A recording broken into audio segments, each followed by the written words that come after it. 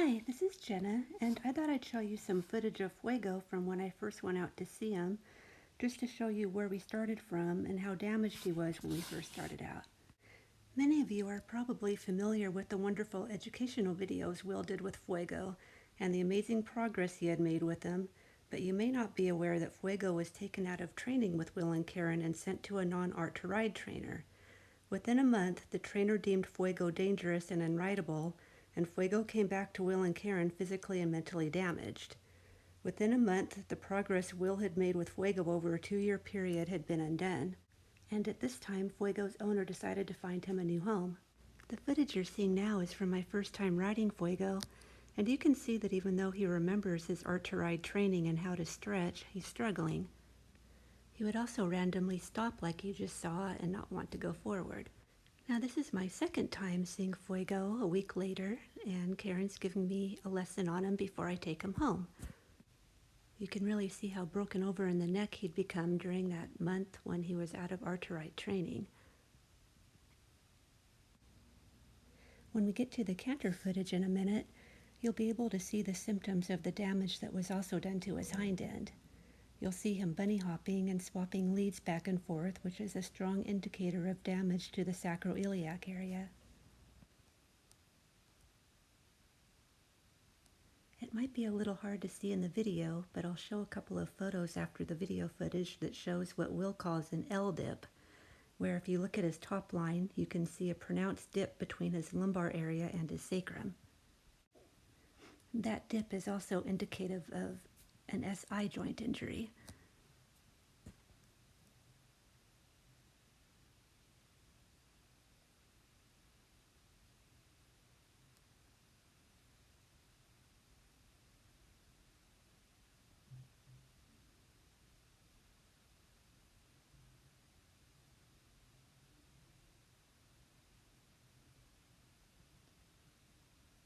And you can see he just really struggles not to curl his neck here. He does manage to reach out to the bit, but he can't really maintain it, and then we'll start curling again.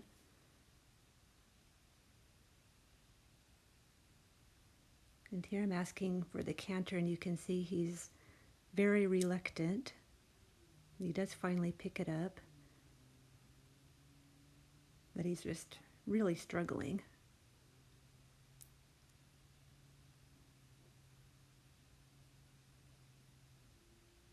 It's so heartbreaking to see the damage that was done to him when he was out of the Art2Ride training during that month.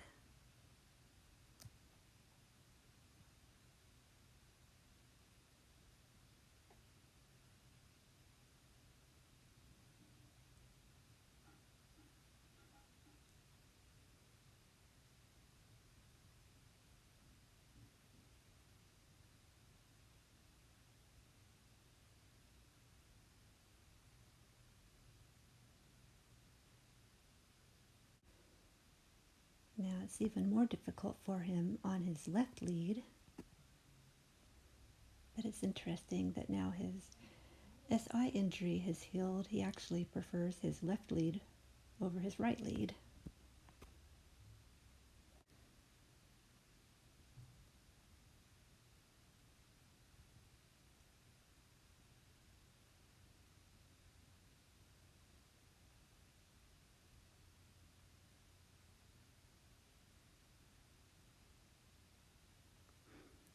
And here are a few photos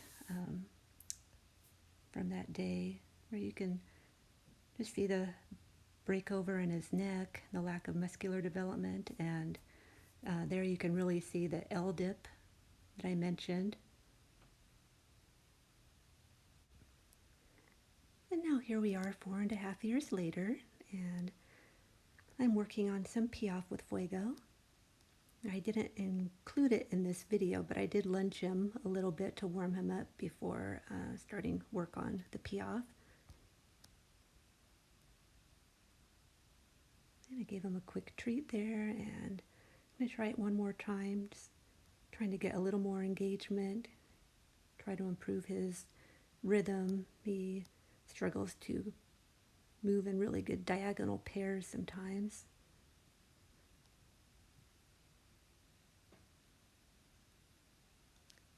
taken a long time for him to keep his neck reached out during the piaffe and not curl behind the bit. But, he does a little bit better over time.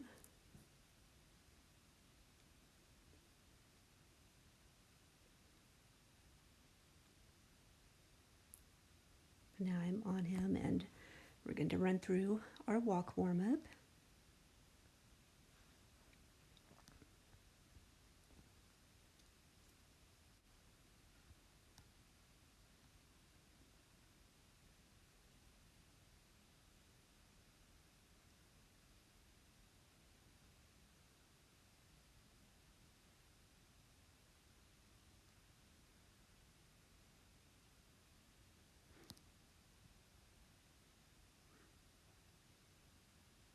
And I'm just working to maintain a nice forward marching walk, keeping him reaching nicely out to the bit, keeping an even tempo so he's not speeding up or slowing down. And you can see that that break in his neck that you saw from the footage 4 years ago has pretty much healed now.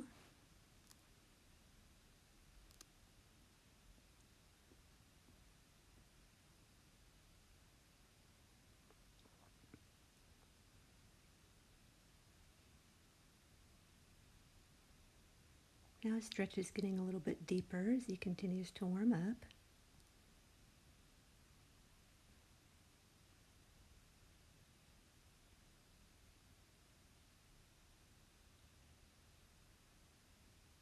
You can see the movement flowing through his back, through his whole top line, and down into a nicely bobbing head, continuing to reach out to the contact of the bit.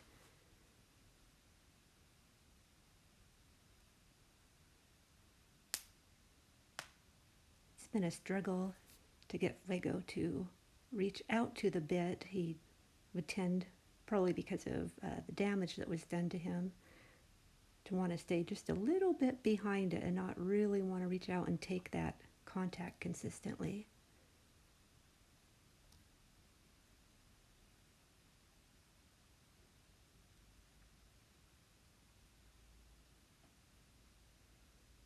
Now I've picked him up into a low working frame.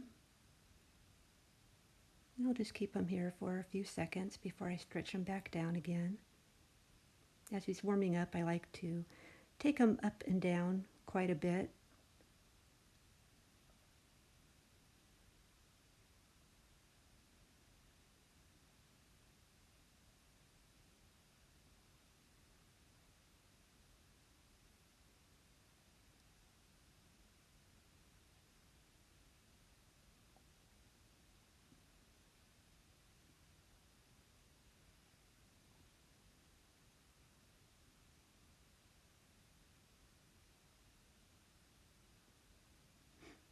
And as I saw him from behind, I can see his right hip still drops just a little bit lower than his left when you see him walking from behind, but it's much better than it used to be. When I first got him, the right side of his hip would drop several inches lower than the left, and now it's probably less than an inch difference compared to, before it was at least a couple of inches.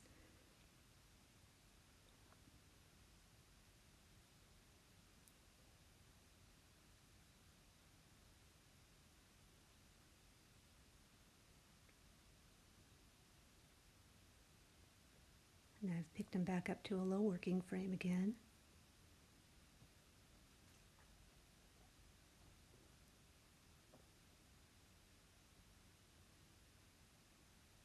I'm doing just a little bit of shoulder 4 here.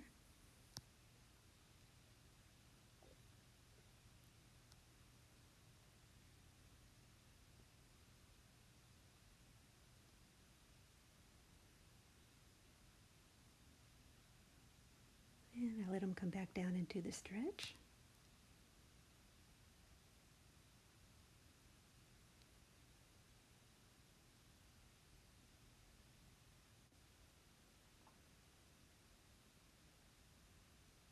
And here I'm sending him forward down the center line, trying to get him to lengthen his stride a little bit.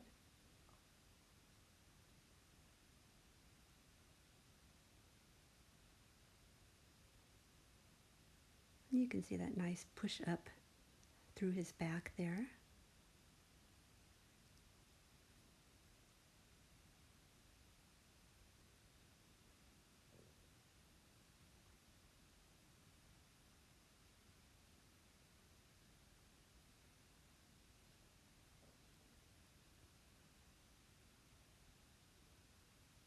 Now I'm asking for a little bit of shoulder fore this direction, trying to keep his neck nice and long.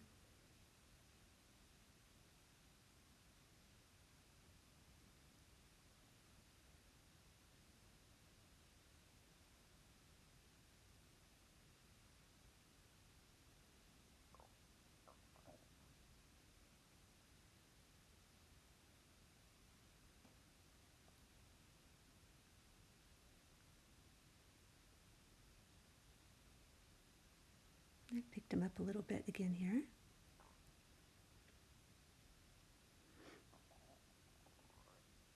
You can see as I picked him up that nothing in his body changed. He stayed over his back, he stayed relaxed, he's kept the swing going through his body, push from behind.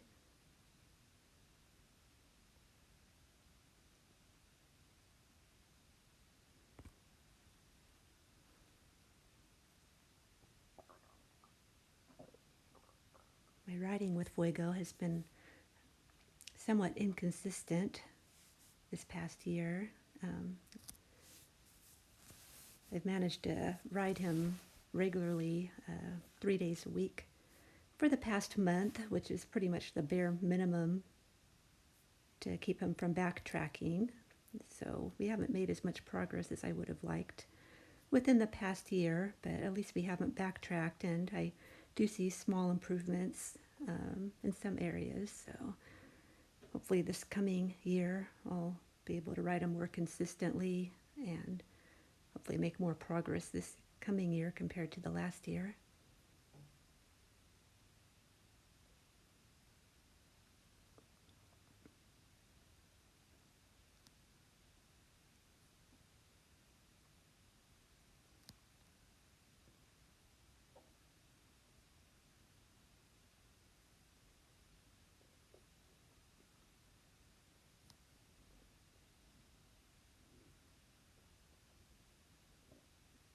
And we're doing a shoulder in here.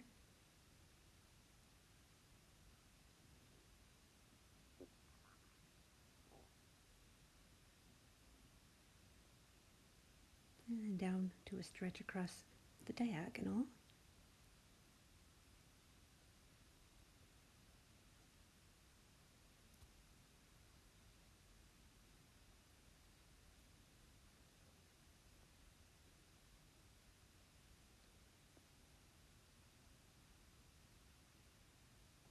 Like I said, I like to pick him up and then bring him back down quite a bit during his warm-up.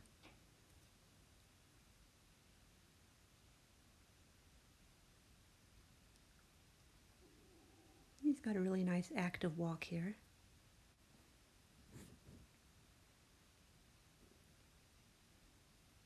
And you can really see how much his top line has smoothed out compared to the footage from 4 years ago. That dip between his lumbar area and his sacrum has pretty much disappeared.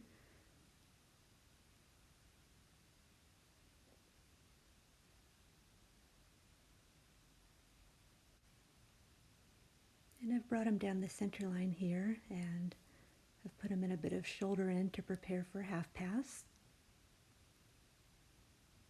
And I'm keeping the half pass fairly shallow. He doesn't have as much bend as I would optimally like, but I'm trying to keep him from tensing up and sucking back. And then I let him stretch out his neck again afterwards. Anytime I do something with him that is more difficult, that causes him to get a little tense or maybe shorten, raise his neck, I like to follow up with a stretch to reinforce relaxation. Now, doing the same thing the other direction. Shoulder in on the center line into a half pass to the long side. And going this direction is a little easier for him. I'm able to get a little bit more bend going left to right. And again, following up with a nice stretch.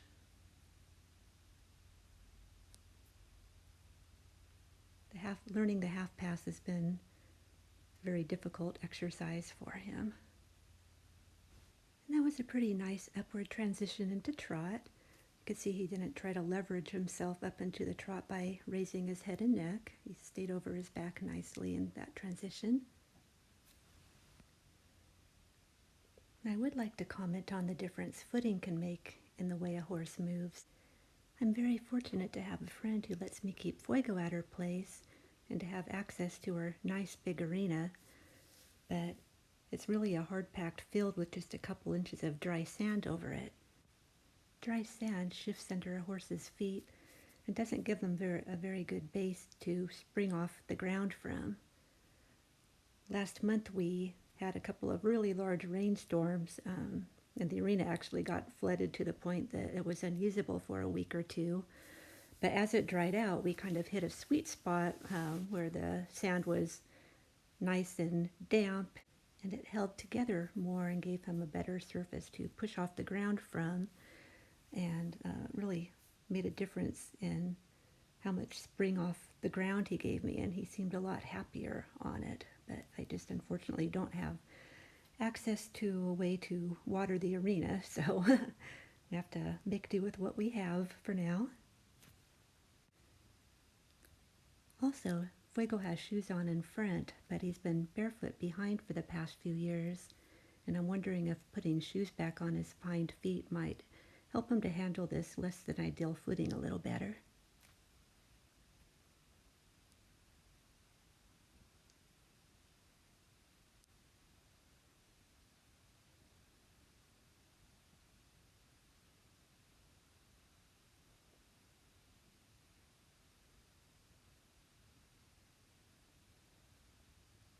And there you see a little bit of leg yield to the left, and he did a good job of keeping the same tempo, not slowing down during that, staying nice and forward in the leg yield. And there I picked him up to a working frame.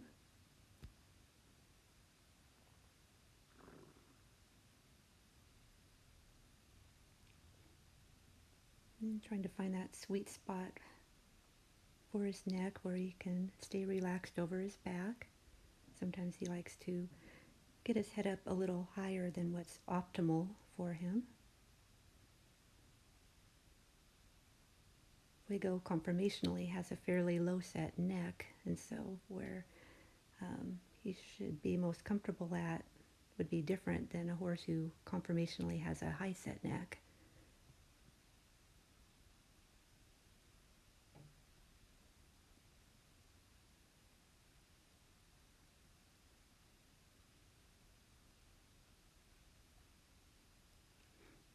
Sorry for the erratic video footage here. My boyfriend was nice enough to record me, and he bought a gimbal to help keep the recording smoother, but actually it kind of backfired and the gimbal kept jumping around a bunch, so I've edited out the worst of it, but I didn't want to take out too much footage, so unfortunately I had to keep some in where it's a little jumpy, so I hope those of you who suffer from motion sickness aren't too bothered by it. You can see me do another leg yield going the other direction after doing a stretch, and I've picked him back up to the working frame again. Still posting as I warm up his back.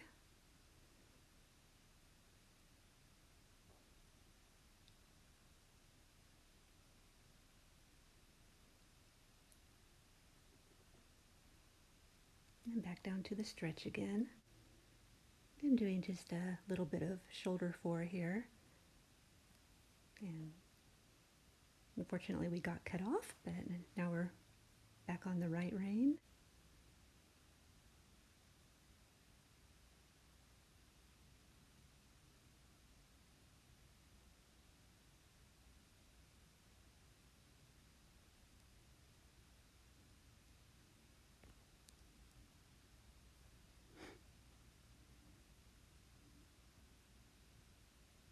And here we're doing a little bit of shoulder in on the right rein, and I straightened him back out.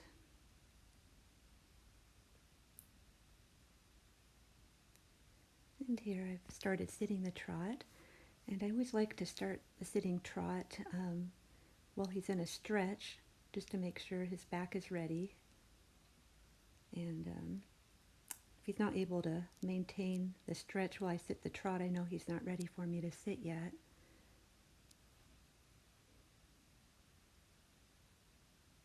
And when I picked him up, he did get just a little tense in the back. You can see his tail swishing there a little bit, and his neck became a little high and short, so I'm just working to get him to relax, lower his head a little bit.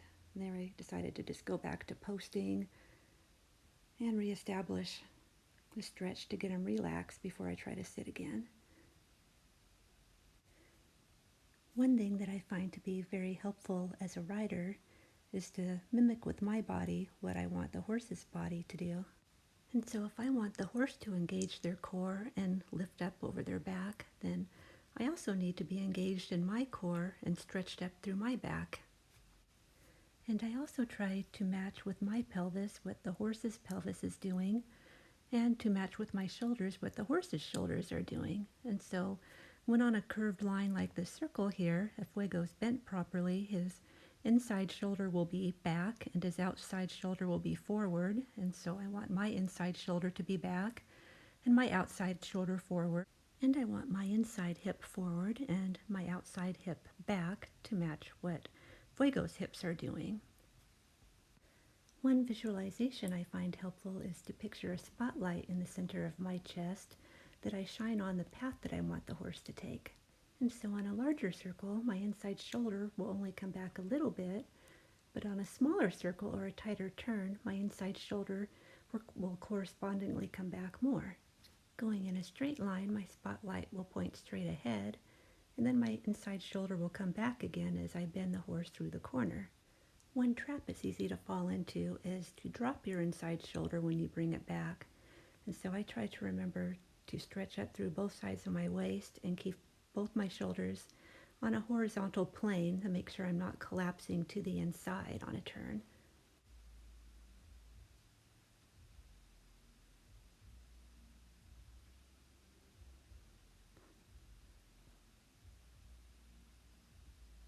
And here I'm asking for some shoulder in. It looks like I could have a little bit more angle.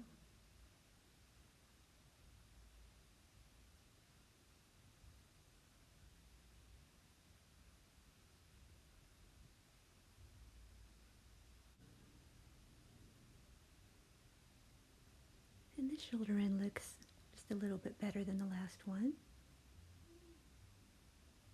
And I've sent him forward here into a lengthening across the short diagonal.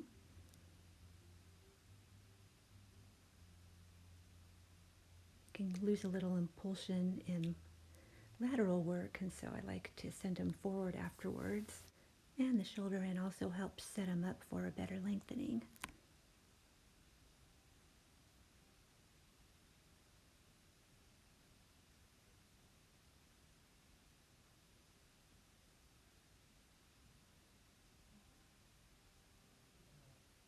And there we did another shoulder in. We're just doing the same thing this direction that we did on the other rein.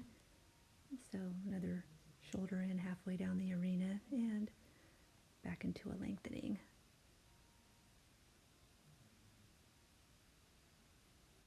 His lengthenings aren't great yet, but they have improved over time.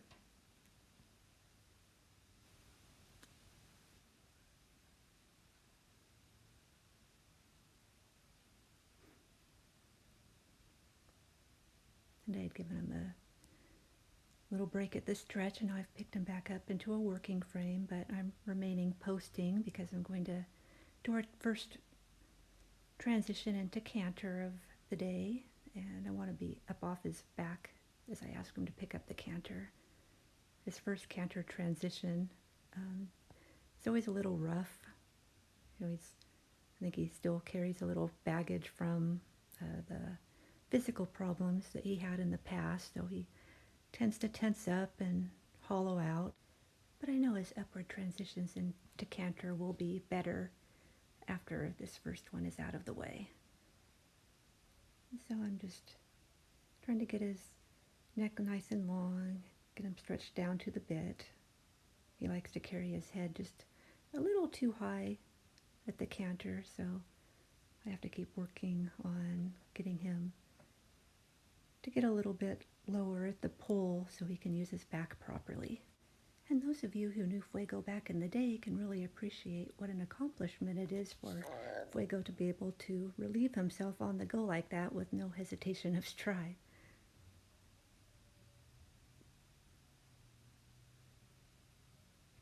And going into that leg yield, he did get a little hollow, but he came back up over his back just at the end of it. So I'm going to try another leg yield, and again he hollowed out at the beginning, but he came up over his back just a little bit quicker than the first attempt. So I'm going to call that good enough for today. I don't like to just school him at something over and over and over again.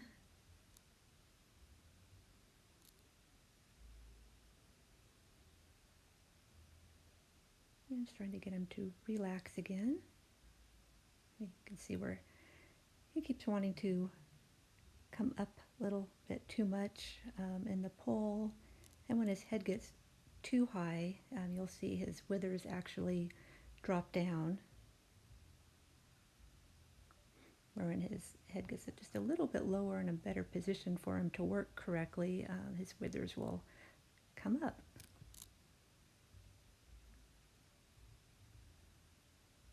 Like that's better there. Now I'm going to let him have a bit of a stretch. And he's doing a good job of keeping his balance, maintaining his tempo in the stretch. He didn't quicken up and fall on the forehand. Usually when a horse gets too quick, it's because they're on the forehand and pulling themselves along with the front legs instead of carrying themselves properly from behind. And I brought him back on a circle to set him up for a canter walk transition. And he, whoops, something spooked him a little bit there, but I just kind of ignored it and brought him back down into a stretch. Then as the canter walk transition wasn't great, he definitely needed to sit more going into that, but he made a decent attempt. He was obedient, and this is just something that we're working on a little bit, and he's still learning, so I'm not expecting perfection yet.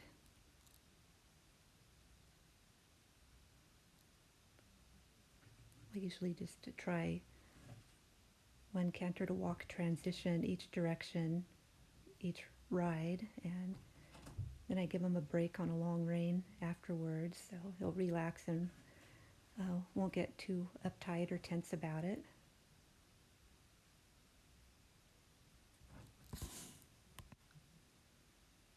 And I've brought him back up into trot, posting trot. I'm going to do a couple of circles and then ask for an upward transition into canter on the right lead.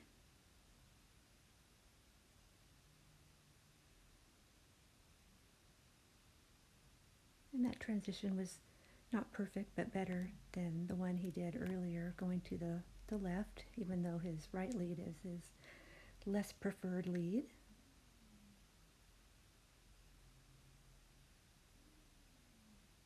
And he's just a little tense here, so I'm working on getting him to lengthen his neck and relax. And there he goes. Give him a little bit of a stretch. He does struggle a little bit more with tension this direction. He's not quite as balanced this way.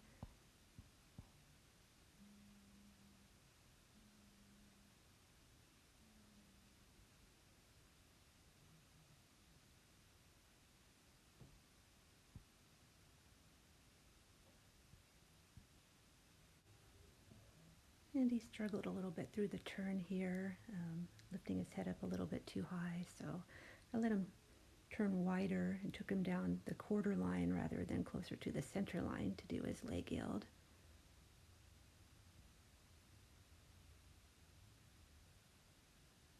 And here he stayed a little bit more balanced, and I was able to do a tighter turn closer to the center line, although he is still wanting to tense up and bring his head a little bit higher than he should. Whoops.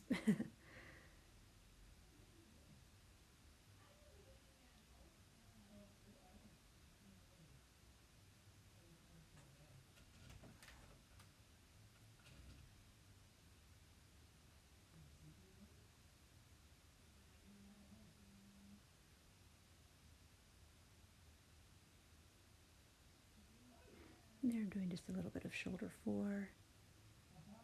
And he wasn't real happy with that. He tensed up again.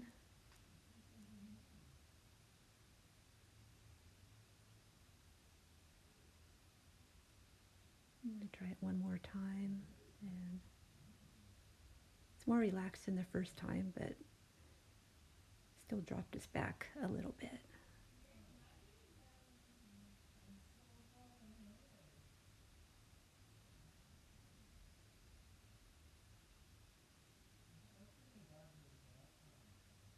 I've brought him on a circle to try to get him over his back again, get a little more relaxed.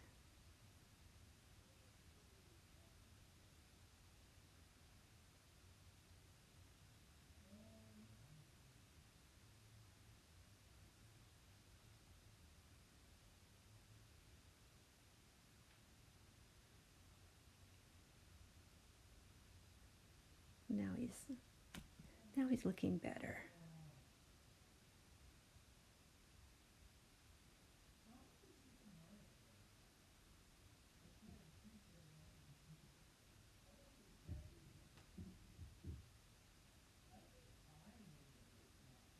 I brought him onto another circle to prepare him for a downward transition from canter to walk on the right rein.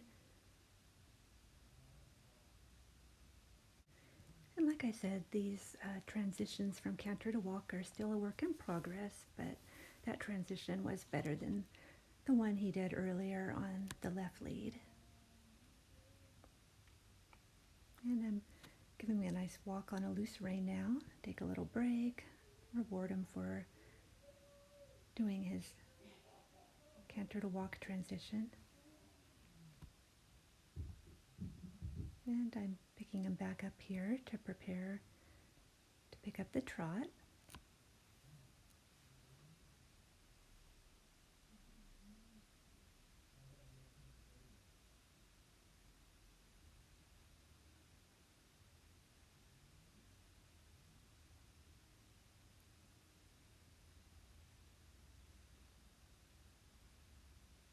He had felt just a little tight and quick there, so I decided to maintain the sitting trot but bring him back down to a stretch.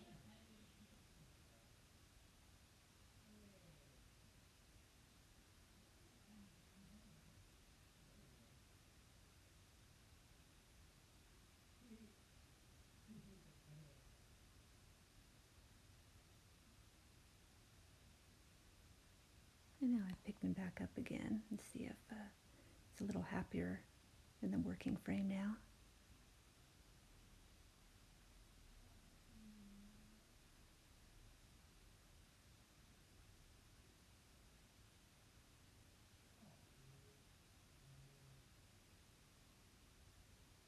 And doing a little bit of shoulder in.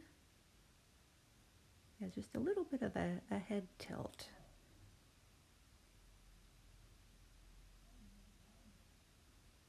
Looked like it got better there near the end.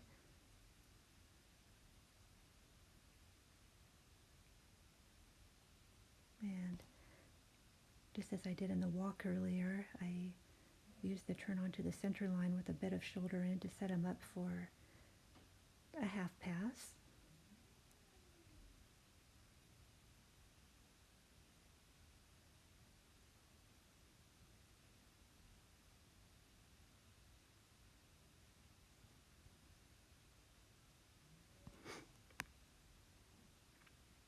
And again, anytime I do something that's difficult for him, I try to give him a quick break and let him stretch afterwards.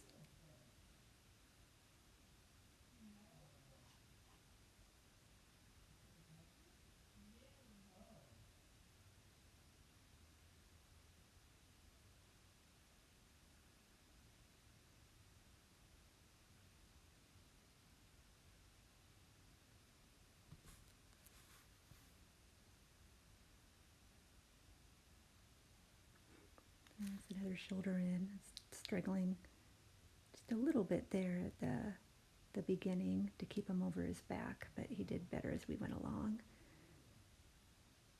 And turning onto the center line, put him in a shoulder in and half passing to the left. This direction is harder for him, so he struggled a little bit more this direction, but he is trying, and his half passes have improved from what they used to be. It's just a long process, and we would be further along if I had been able to maintain a more consistent training schedule with them this last year.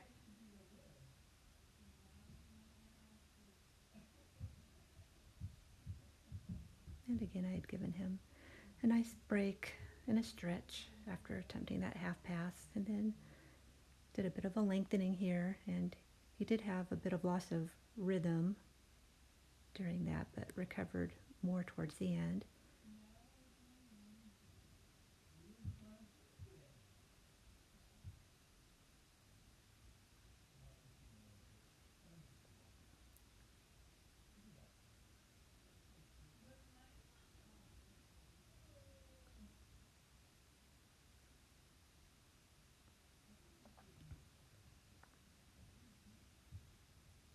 And I'm using the circle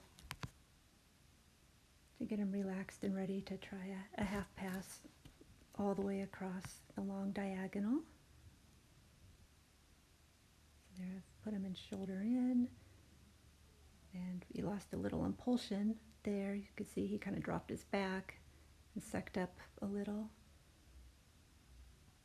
but he is doing better now, and you could see that we did get more decent bend as we went across.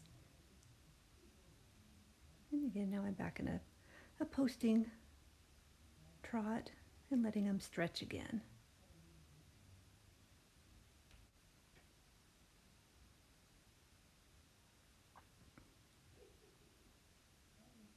And here I'm bringing him back up again. Even though the half pass is difficult for him, I do find that it improves his trot afterwards. You can see he's looking just a little bit more relaxed and flowing now.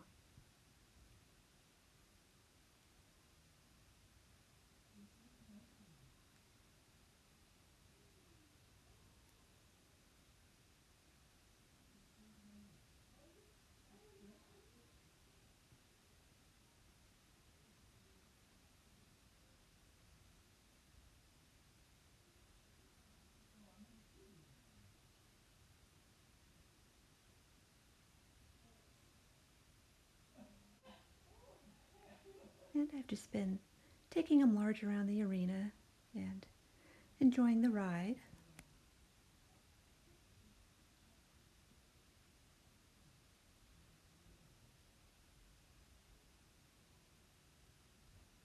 Yeah. Went back up into a rising trot, get up off his back, give him another quick break.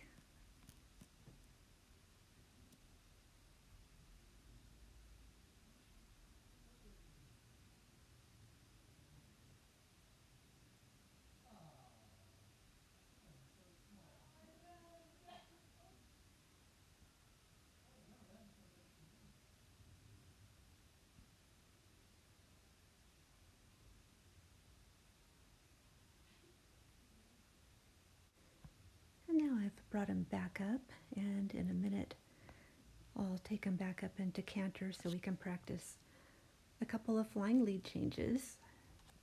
Flying changes have been a very difficult thing for him to learn.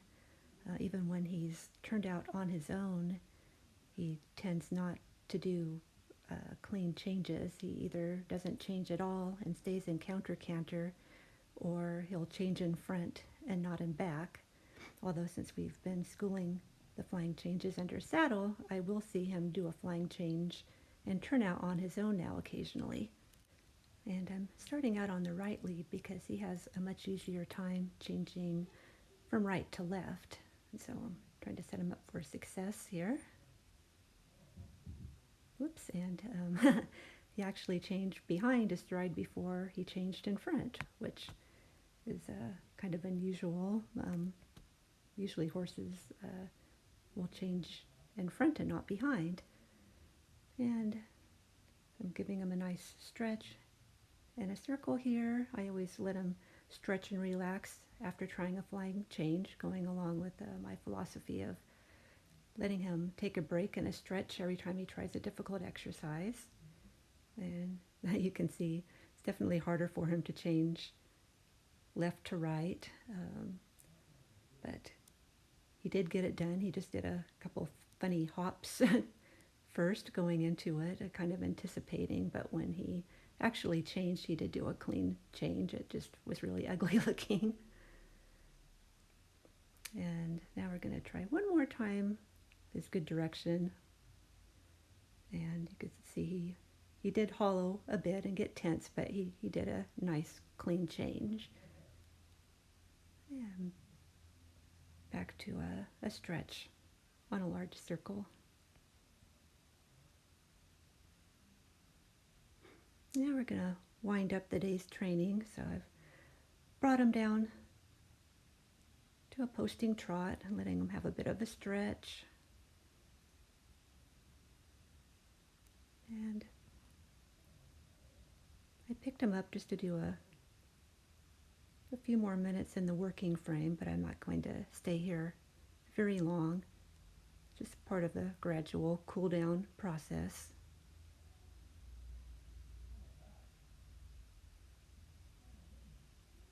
Letting him keep his neck nice and long, keeping the relaxation. I did a little bit of leg yield to the quarter line and then back to the long side. And he's nice and relaxed, swinging through his back. You can really see his tail just sway back and forth through a nice, loose, relaxed back. And I'm going to transition to walk here. And that was a really nice transition, so I went ahead and did a little slow-mo so you can see how he just really steps way under himself and smoothly strides into walk from the trot. I was really happy with that transition there.